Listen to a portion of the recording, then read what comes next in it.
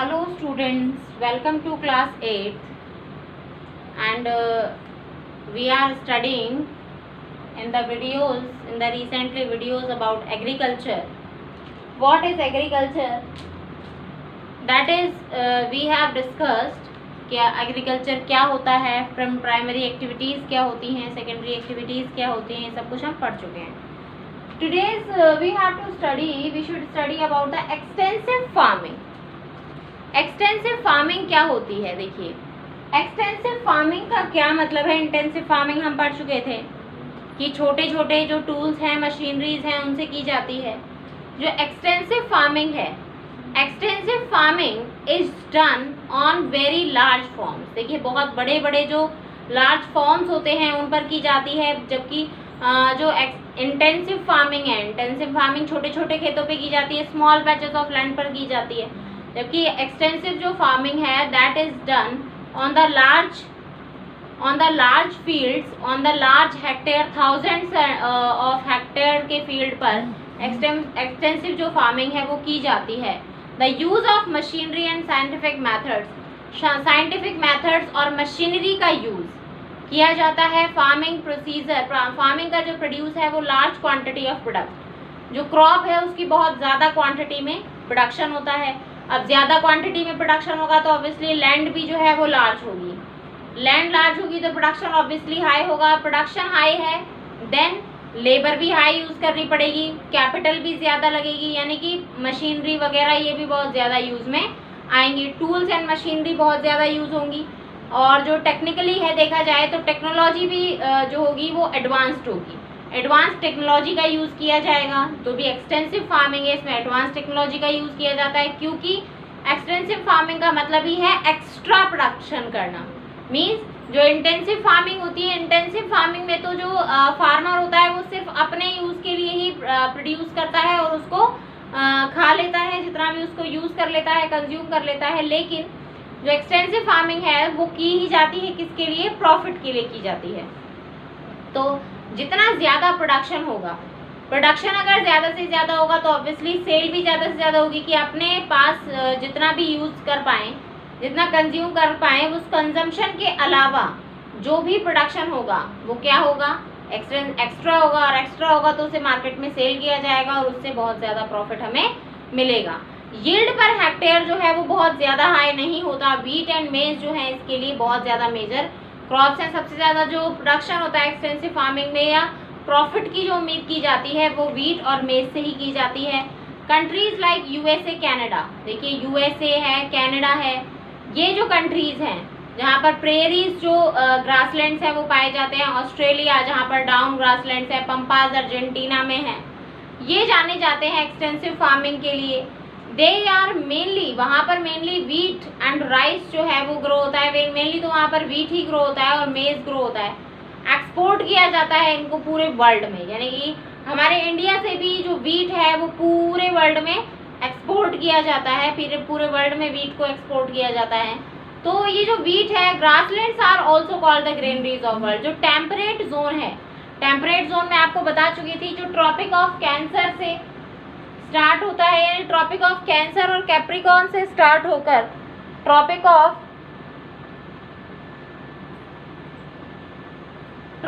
Cancer and Capricorn से start होकर tropic of Arctic land, Arctic circle and Antarctic circle के बीच का जो एरिया है वो टेम्परेट जोन्स होते हैं. टेम्परेट जोन्स जो हैं, टेम्परेट जोन्स के अंदर जो ग्रासलैंड्स होते हैं या टेम्परेट जो एरियाज हैं उन्हें भी ग्रेनरीज ऑफ द वर्ल्ड कहा जाता है, क्योंकि टेम्परेट जोन में काफ़ी अच्छा जो ग्रेन्स का प्रोडक्शन है, वीट का है, राइस का है, मेज का है, इनका प्रोडक्शन बहुत हाईली होता है. तो ये है एक्सटेंसिव फार्मिंग. हमारा हो गया कंप्लीट एक्सटेंसिव फार्मिंग. दोनों में डिफरेंस देखें तो इंटेंसिव फार्मिंग जो है वो छोटे एरिया पे की जाती है, स्मॉल लैंड एरियाज पे की जाती है, जबकि एक्सटेंसिव फार्मिंग की जाती है बिग लैंड एरियाज पे, लार्ज लैंड एरियाज पे. इंटेंसिव फार्मिंग जो होती है उसमें बहुत ज़्यादा मशीनरी एंड टूल्स का यूज़ नहीं किया जाता, जबकि इसमें बहुत ज़्यादा मशीनरी एंड टूल्स का यूज़ किया जाता है. यहाँ पर इंटेंसिव में हमें लेबर की इतनी नीड नहीं होती, क्योंकि छोटा ही प्रोडक्शन होता है, तो फैमिली के जो मेंबर्स हैं वही मिलकर क्या कर लिया करते हैं? प्रोडक्शन कर लिया करते हैं. लेकिन एक्सटेंसिव में लार्ज होता है सब कुछ, तो यहाँ पर लेबर की बहुत ज़्यादा नीड हमें होती है। और जो इंटेंसिव फार्मिंग है, इंटेंसिव फार्मिंग में जो प्रॉफिट है उसे नहीं देखा जाता, यानी यहाँ पर सिर्फ अपने कंजम्पशन के लिए प्रोडक्शन किया जाता है। लेकिन एक्सटेंसिव फार्मिंग में तो सेल का ही इनका मेन मोटिव होता है, सेल करना है बाहर। इंटेंसिव फार्मिंग में प्रॉफिट का कोई रोल नहीं है, जबकि एक्सटेंसिव फार्मिंग प्रॉफिट बेस्ड होती है।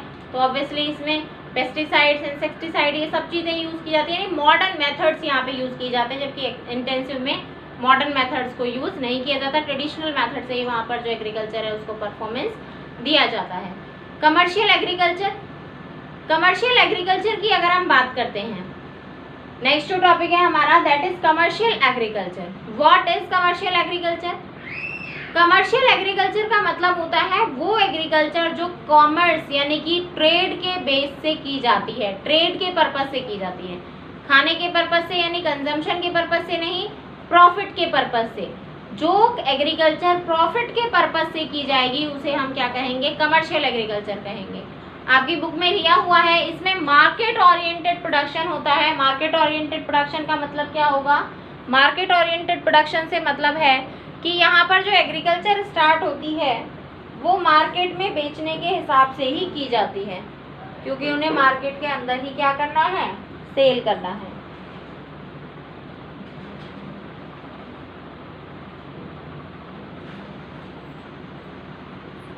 तो कमर्शियल एग्रीकल्चर प्रोडक्ट जो होते हैं वो मार्केट के लिए प्रोड्यूस किए जाते हैं, यानी सेल करने के लिए प्रोड्यूस किए जाते हैं। तो उसमें बहुत ज़्यादा क्या, ऑब्वियसली जो मॉडर्न टेक्निक्स हैं वो सभी यूज़ की जाएंगी। मॉडर्न टेक्निक्स यूज़ की जाती हैं। Wide spread distribution of wholesale retailers को, उन सभी को जो मनी है वो भी पहुंचाई जाती है, उन सभी तक प्रोडक्शन जो है वो पहुंचाया जाता है, और अपने प्रॉफिट को ध्यान में रखते हुए ही प्राइस को डिसाइड किया जाता है। कमर्शियल एग्रीकल्चर में ऐसा सोचा जाता है कि जो कॉस्ट है वो तो कम से कम आए, और कम से कम कॉस्ट में प्रॉफिट हमें क्या मिले? ज़्यादा से ज़्यादा मिले। यानी जो क्रॉप आपने की है, जो एग्रीकल्चर आपने प्रोडक्शन जो तैयार किया है, उस प्रोडक्शन का जो रेट है वो आपको हाई से हाई मिले। तो commercial agriculture mainly uses high yielding variety of seed. Commercial agriculture जो है वो high yielding variety of seeds use करता है, यानी ऐसे सीड्स जिनसे जो वेराइटी है, जो प्रोडक्शन है क्रॉप्स का, वो बहुत ही अच्छी क्वालिटी का हो। एंड फर्टिलाइजर्स का यूज़ यहाँ पर बहुत होता है, पेस्टिसाइड्स का यूज़ होता है। पेस्टिसाइड्स एंड फर्टिलाइजर्स का यूज़ इसीलिए होता है क्योंकि ये कमर्शियल है, सेल के अकॉर्डिंग, यानी ज़्यादा से ज़्यादा सेल हो इसके अकॉर्डिंग इसका प्रोडक्शन किया जाता है। तो इसी वजह से यहाँ पर pesticides, fertiliser, insecticides higher productivity देने के लिए HYV seeds, high yielding variety seeds, इन सभी का यूज़ बहुत ज़्यादा क्वांटिटी में किया जाता है, जिससे प्रोडक्शन जो है वो बहुत ज़्यादा हाई हो। प्रोडक्शन बहुत ज़्यादा हाई होगा तभी उन्हें प्रॉफिट्स बहुत ज़्यादा मिलेंगे, और ज़्यादा प्रॉफिट्स मिलेंगे तभी वो ज़्यादा अर्न कर पाएंगे। नेक्स्ट है प्लांटेशन फार्मिंग। नेक्स्ट जो टॉपिक है हमारा that is plantation farming. Plantation farming क्या है? Plantation farming is also a type of commercial farming. Plantation farming का मतलब है ये कमर्शियल फार्मिंग ही है। जो प्लांटेशन फार्मिंग है ये भी किसके लिए की जाती है? बिल्कुल, ये प्लांटेशन फार्मिंग भी हमेशा प्रॉफिट के लिए ही की जाती है। प्लांटेशन फार्मिंग हमेशा प्रॉफिट के लिए की जाती है। प्रॉफिट यहाँ का इस प्लांटेशन फार्मिंग का मेन जो मोटिव होता है। प्लांटेशन फार्मिंग जो है ये कमर्शियल फार्मिंग की तरह ही है।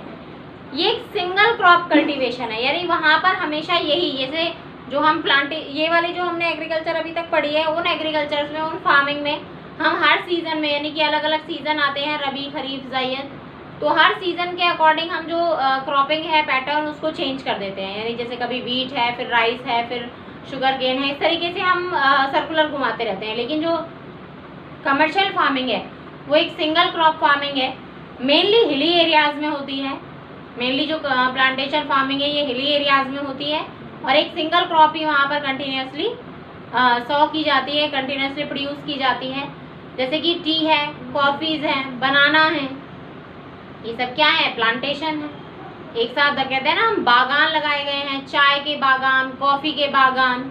आपने टीवी वगैरह में भी देखा होगा, हिली एरियाज़ पर लगाए जाते हैं। बहुत ज़्यादा स्लोपी एरिया होता है, उन स्लोपी एरियाज़ में कुछ इस तरीके के स्लोपी एरियाज़ होते हैं, वहाँ पर लगाए जाते हैं। वहाँ पर स्ट्रेटर्स ऐसे बने हुए होती हैं, सीढ़ियाँ, स्टेप्स इस तरीके से, इस टाइप की जो स्ट्रक्चर है वो बनाई जाती है और उन पर फिर क्या किया जाता है, एग्रीकल्चर किया जाता है। एग्रीकल्चर मतलब प्लांटेशन किया जाता है।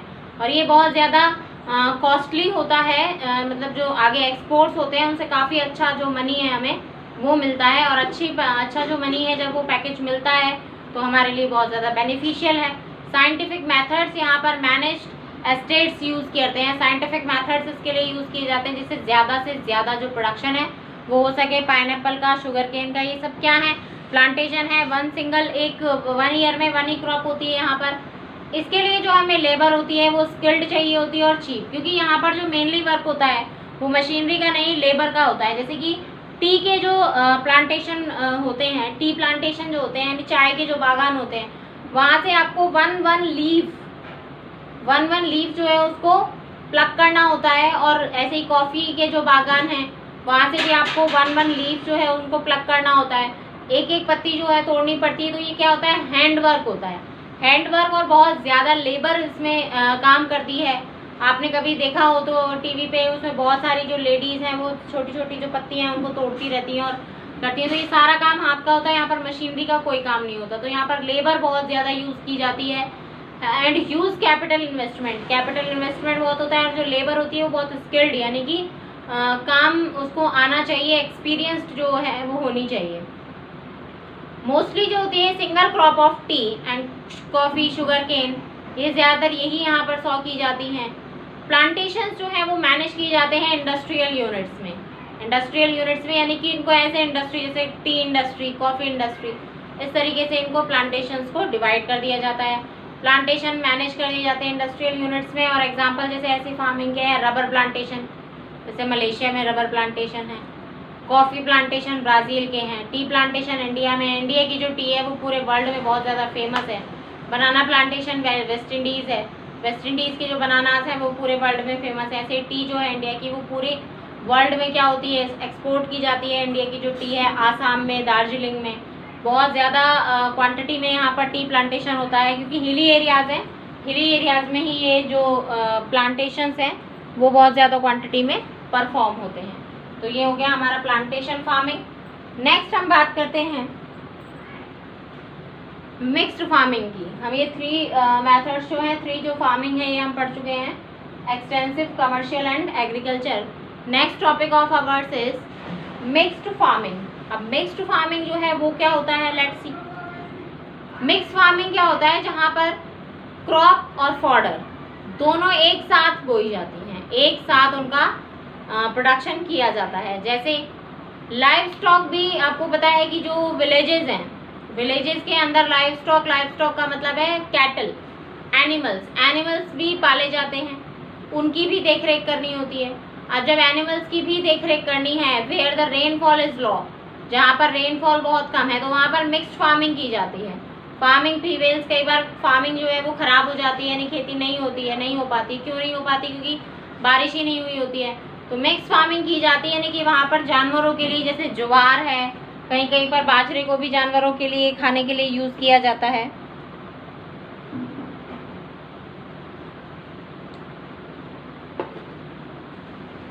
तो मिक्स्ड फार्मिंग यही है जहाँ पर हमारे साथ साथ, यानी कि पीपल के साथ साथ फॉडर क्रॉप्स का भी जो प्रोडक्शन है वो किया जाता है। जैसे कि जो फॉडर पर बेस्ड जो एनिमल्स हैं वो सभी क्या हो पाएंगे, उनका भी जो यूज़ है वो इजीली किया जाता रहेगा और उनका भी प्रोडक्शन अच्छा चलता रहेगा। नेक्स्ट हम बात करते हैं डेयरी फार्मिंग की। नेक्स्ट टॉपिक जो है हमारा that is dairy farming. Dairy farming क्या है, डेयरी सब जानते हैं। डेयरी जो है फार्मिंग वो डिपेंडरी, मैंने बात की थी मिक्स्ड फार्मिंग की। मिक्स फार्मिंग किसके लिए की जाती है, क्योंकि हमारे यहाँ पर कैटल्स रहते हैं, लाइव स्टॉक रहते हैं, यानी जानवर रहते हैं। अब डेयरी किस लिए होती है, भाई जानवर रहते हैं उनके लिए हम फॉडर क्रॉप्स को भी प्रोड्यूस कर रहे हैं। फॉडर क्रॉप्स को जो प्रोड्यूस कर रहे हैं तो उससे लाइव स्टॉक हमारा उसको खाता है और मिल्क रेयरिंग की जाती है, यानी मिल्क निकाला जाता है और उसके मिल्क का प्रोडक्शन जो होता है उसको सेल किया जाता है मार्केट्स में। तो मिल्क प्रोडक्शन को dairy farming involves the rearing of cattle. यहाँ पर कैटल को पाला जाता है, शीप, गोट, बफेलो, काऊ, कैमल, बहुत सारे एनिमल्स हैं मिल्क है, चीज़ है, लेकिन इनसे प्रोडक्शन किया जाता है मिल्क का। डेयरीज खोली जाती है, यहाँ पे बहुत ज़्यादा क्वांटिटी में एनिमल्स को रखा जाता है, उनको खिलाया पिलाया जाता है, उनका मिल्क निकाला जाता है, मिल्क का प्रोडक्शन किया जाता है और मिल्क से बहुत सारे प्रोडक्ट्स बना करके मार्केट में सेल किए जाते हैं। अब मिल्क के प्रोडक्ट्स को बताने की आई थिंक आपको नीड नहीं होगी। घी है, बटर है, घी, बटर, चीज़, क्रीम और भी बहुत सारी चीज़ें हैं। मिल्क से तो बहुत सारी चीज़ें बनाई जाती हैं, तो ये सारी चीज़ें बना करके मार्केट में सेल की जाती हैं। मिल्क के बहुत ज़्यादा प्रोडक्ट्स होते हैं। इंडिया में जनरली स्मॉल स्केल इंडस्ट्रीज़ जो हैं, स्मॉल स्केल एक्टिविटी है, यानी फैमिली के लोग जो हैं इसको मिलकर कर लेते हैं। जहाँ पर 2 और 3 जैसे कैटल हैं या 5-6 कैटल्स हैं, उनको तो घर पे ही घर के मेंबर्स ही जो हैं उनको उनका प्रोडक्शन जो है वो कंप्लीट हो जाता है। लेकिन अगर बहुत ज़्यादा है, डेयरी है, यानी बहुत जैसे कई कई जगह पर होता है 100+ जो लाइव स्टॉक है वो होता है, तो 100+ से क्या होता है कि उसके लिए लेबर वगैरह यानी अदर जो मेंबर्स हैं उनकी नीड होती है, तो उसके लिए लेबर वगैरह रख ली जाती है, वर्कर्स रख लिए जाते हैं। कुछ पंजाब में, हरियाणा में, राजस्थान में, आंध्र प्रदेश में, यहाँ पर सब जगह जो डेयरी फार्मिंग है वो काफ़ी सक्सेसफुल है और काफ़ी प्रॉफिटेबल भी है, इससे काफ़ी प्रॉफिट भी होता है हमें। डेयरी फार्मिंग जो है यूके में, डेनमार्क में, नीदरलैंड, बेल्जियम, स्विट्ज़रलैंड, इन सभी में बहुत ज़्यादा इम्पॉर्टेंट है, बहुत ज़्यादा बेनिफिशियल है, कॉमन है। न्यूजीलैंड में कोऑपरेटिव फार्म्स जो हैं गुजरात में वो भी चल रहे हैं डेयरी फार्मिंग से इंक्लूड होकर के। तो ये हमारे आज 5 टॉपिक्स हो गए हैं। Extensive farming, commercial agriculture, plantation farming, mixed farming and dairy farming. And our next topic is major crops and we will study about this in next classes. Thank you. Have a nice day.